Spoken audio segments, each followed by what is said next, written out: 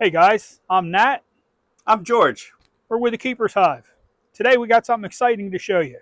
We're going to show you how to use the two queen keeper to raise your own queen cells.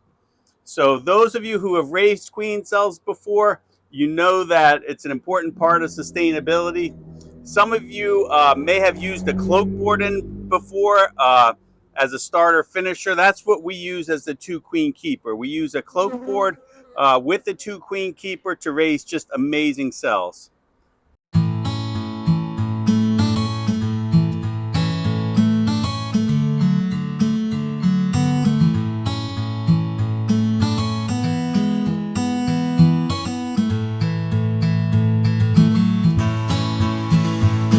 Welcome back, everybody. We're going to get started here.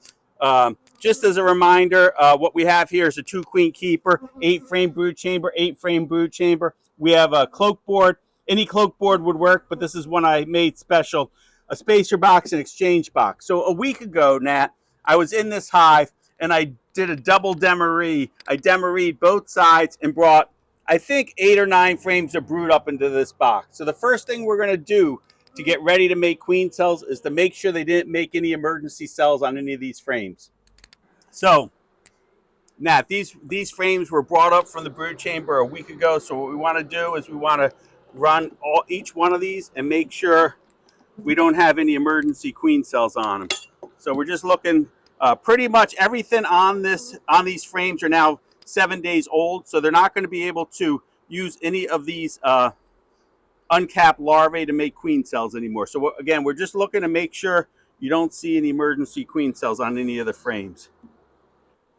Okay, we're looking pretty good. So we look good, right? Yep, I think we're clean. Okay, so we got all the brood. Okay, so now what we're going to do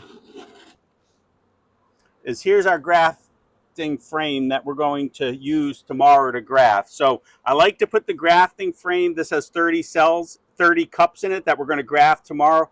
But I like to put this frame in 24 hours before we're going to graft, just so that the bees could clean up these cups and get used to them. So that goes right in the middle of the brood chamber, of the exchange box. On one side of the grafting frame, you find a nice frame of food. You want a lot of pollen, a lot of nectar on this frame right here. You see all the pollen and nectar on this frame. So this frame is going to go to one side of the grafting frame. And on the other side of the grafting frame, you're just going to put a frame that they need to draw out on. So you're just going to put a sort of a frame that they started to make some comb on, or that they haven't yet, because you're going to want them to draw out comb, not on the queen cells per se, but on this frame. So that's how you get it set up. So what we've done now is we've run this whole top box, and we know that there's no way that they can make a queen up here. There's no queen cells up here. There's no emergency queens up here, and there's no eggs or young larvae up here. So this box is perfect. So the next thing we're going to do is we're going to take these dividers and we're going to put them into the slot. Now, this is a specialized cloak board that I made, but any cloak board would work. And we're just going to slide these dividers into the slot all the way until the black line lines up with that. Perfect. So what we've done now is we've basically made the top half of this hive queenless. So the queens are still down here. Put the divider in, so everything up here thinks it's queenless. So the next step, there's usually some openings that the bees go in and out of here. So we're just gonna close this up with a little bit of burlap, so we're not giving the bees we're not going to let the bees fly in and out of this top box over the next 24 hours. So we'll just stick the burlap in there. Perfect.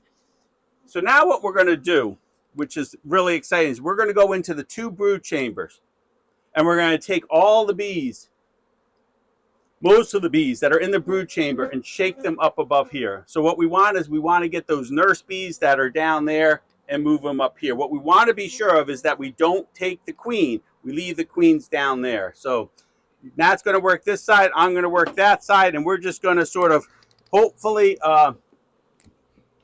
shake bees. So there's already a fair amount of bees up here, but there's also bees in the brood chamber. You want some smoke on that side? Yeah, just a little bit. Okay. So normally, Dave, in a cloak board, once you put the divider in, you can't get underneath there to move bees. So what's cool about the keeper's hive is even though this is now closed off, because of the design, we can get down here and get bees and shake them up there. So Nat, what we're looking for is basically, ideally we don't. Want to check and make sure you're not shaking the queen in here. You want to make sure the queen stays in the bottom. So I see young larvae and I see eggs. So I have the queen right here. Okay, Dave. Oh my goodness, I'm so excited. Nat.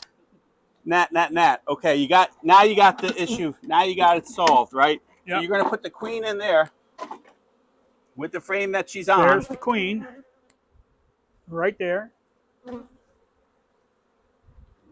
Okay, and we're going to put her in the quiet box. Put her in the quiet box, and then you're going to take, say, you're going to leave 1 or 2 frames unshaken, but all the other frames you're just going to pull out, Nat, and shake the bees up to the top there. So just shake them down. There you go. And I'm struggling to find the queen on my side, but I am confident that I will find her. That's all the bees, except for the last 2 frames that I'm going to leave in there. And then I'm just going to put everything back together. And I'm going to put the queen back where she was. Well, there's my queen, Nat. Oh, yeah, I see her. She's got a little pink on her wing. She's fairy queen.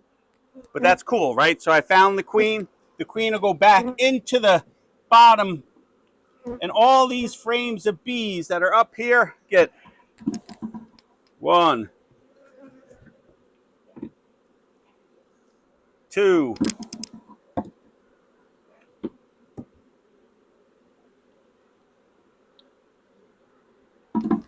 So again, I left 2 or 3 frames unshaken with the queen on it. I've shaken the rest into the top box, Nat. So all my bees are up here. The queen's back home where she belongs. So I'm going to go ahead and just close back up again. You're going to close up. I'm going to close up. We're going to take these shaker boxes off.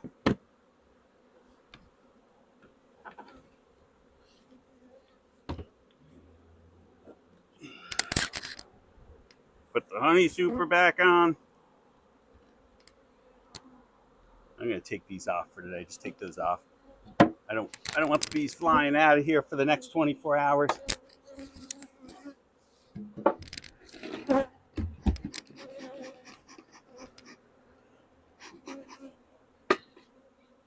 Okay. So there we have it. So we put the dividers in the cloak board. We made the top queenless. And then we were able to go in underneath the cloak board and shake an additional 3 or 4 frames of bees from each side up above. So we have a ton of bees up there. Now tomorrow these bees are going to be queenless for 24 hours. And then tomorrow is going to be graft day.